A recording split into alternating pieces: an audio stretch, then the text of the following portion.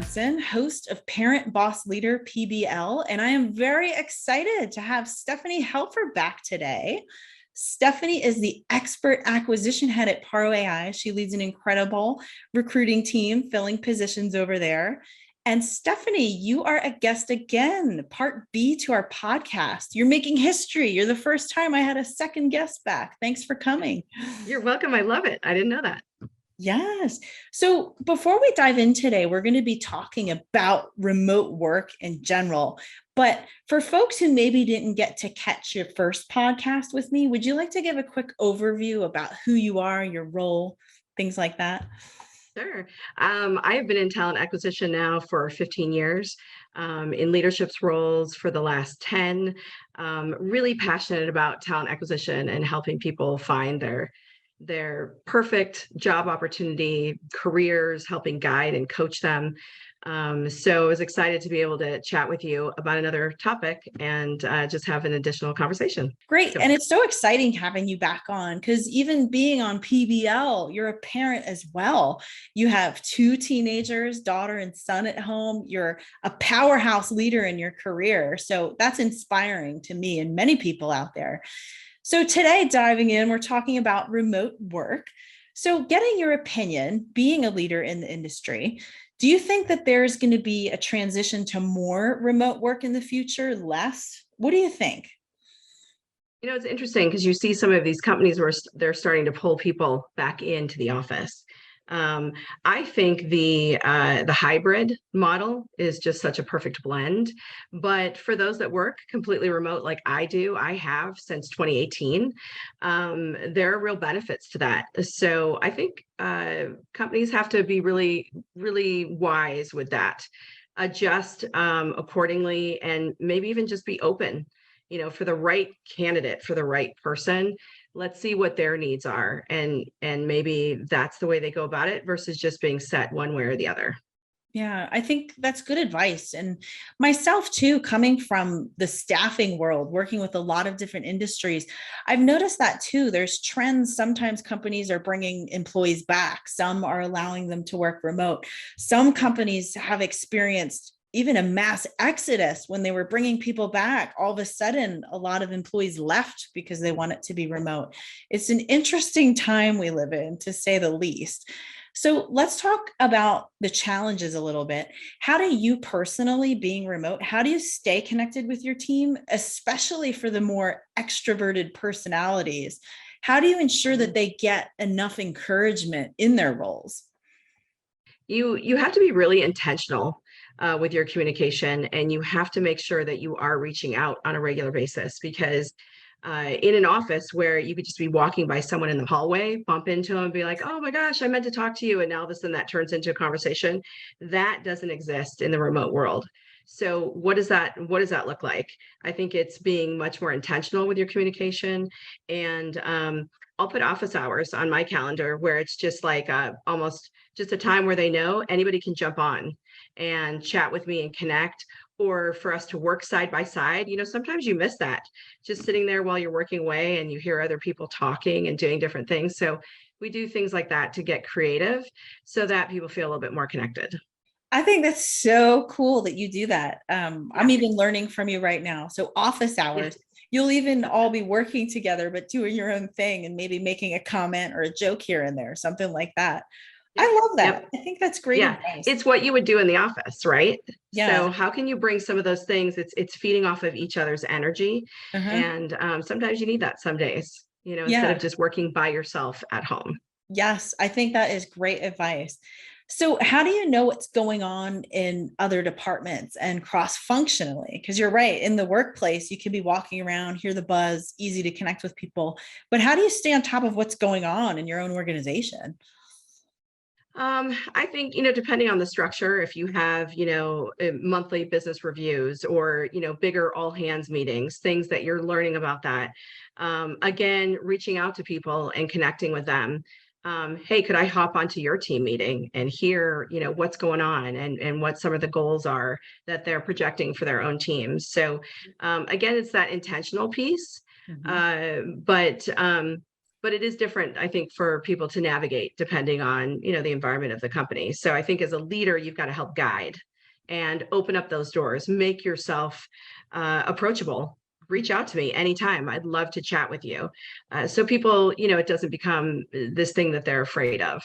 Well said. I think a part that you mentioned, even asking to join team meetings, putting yourself out there, Yep. taking the initiative to do that. Because sometimes I don't think we think that way. We can work in silos, but as leaders, we can insert ourselves and say, hey, I'd love to join your meeting. Let's see what's going on. Great advice.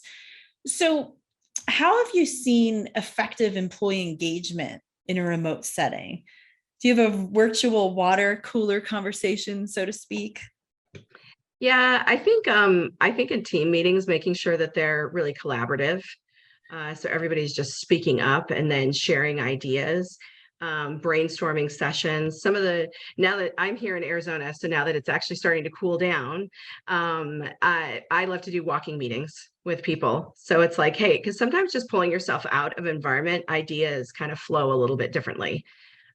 So doing things like that to just mix it up a little bit, I think just re-energizes the conversation.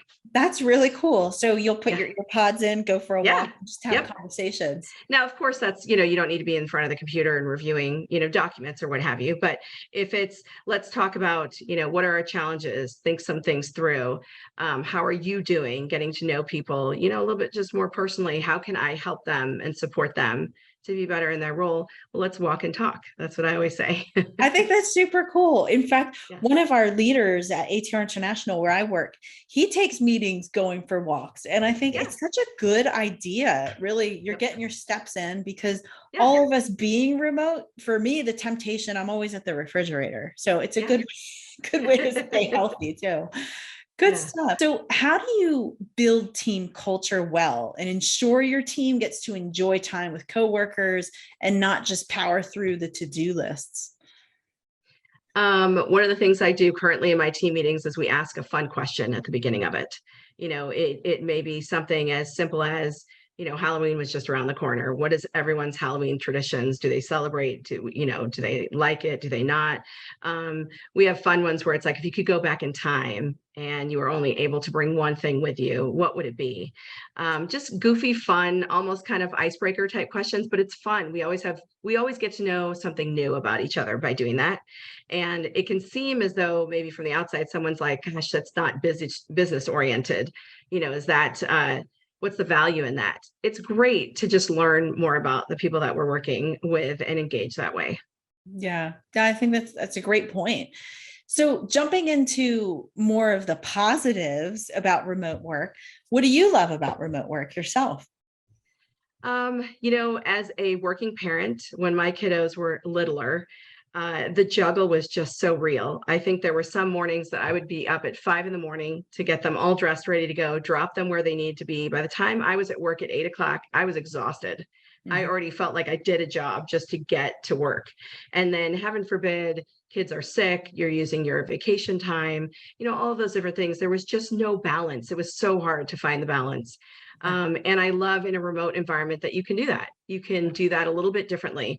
And it just, I think it makes me a better leader, a better employee, because I am able to not give all of my prime time to work and then the leftovers to everybody else. I'm able to mix that up so that it fills me up, and I'm much happier in this environment. I think what you share really can resonate with so many parents. I even myself posted this past week that last week, my daughter, she's young, she's 7, she was sick. So I was so grateful to have the opportunity to really take care of her, watch her, have my eye on her on the couch. But at the same time, I'm powering through meetings. I'm not missing a beat in my own job. And then every once in a while, take a break, get her some juice, get her some chicken soup. And really, in the past, you're right. It's either this incredible feeling of mom guilt at work while your sick child's maybe with someone else, or B, coming home, taking time off, missing things at work too. It's this conflict. So I totally relate to that. So, how do these positives impact the working world, especially for parents? Like, say, flexibility for time with family. How does that look? Because I think a lot of times employers can be afraid that if people are working remote, they're spending all the time with their family and not working. What are your Yeah. thoughts there? I've always kind of treated people that I work with and that, have been on the teams that I lead. We're all adults first. So there are results that we need to get done. And for some people, it might take them 5 hours to do something that takes someone else 8 hours. So efficiency has like never really been rewarded because everybody still needs to work the same amount of time. On the flip side of that, though, too, I think it's for them to decide how, again, within certain, you've got certain core hours maybe that everybody needs to be there for meetings and what have you. But otherwise, everyone knows the task at hand, what their goals are, they're getting it done.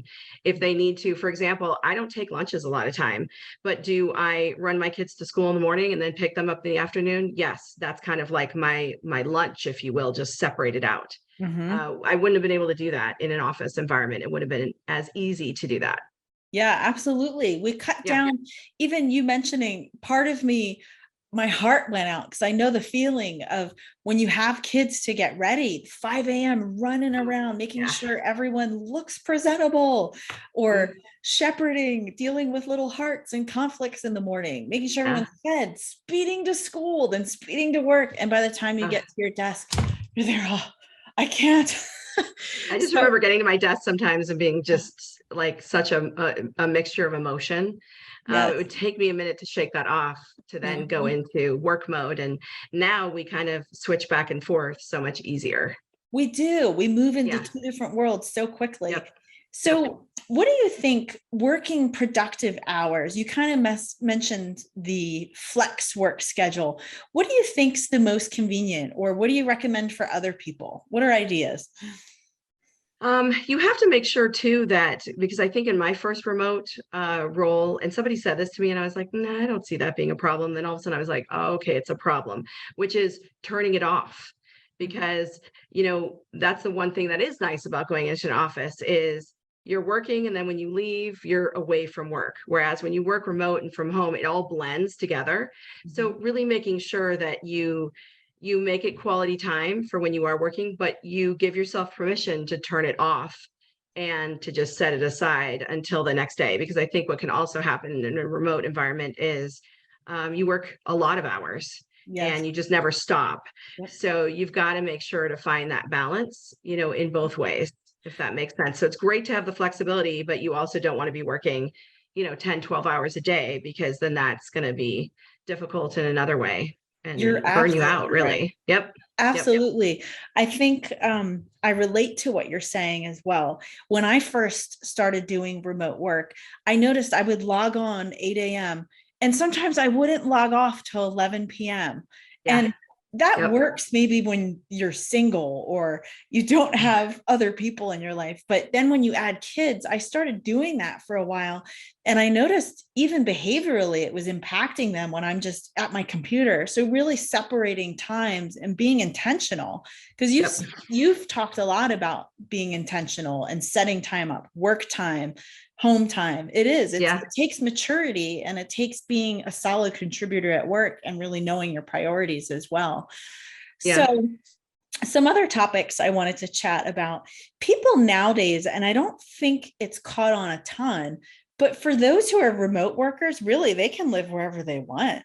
Have you heard of, I'd say, talking to different candidates who you interview? Have they moved around the country, around the world? What have you noticed?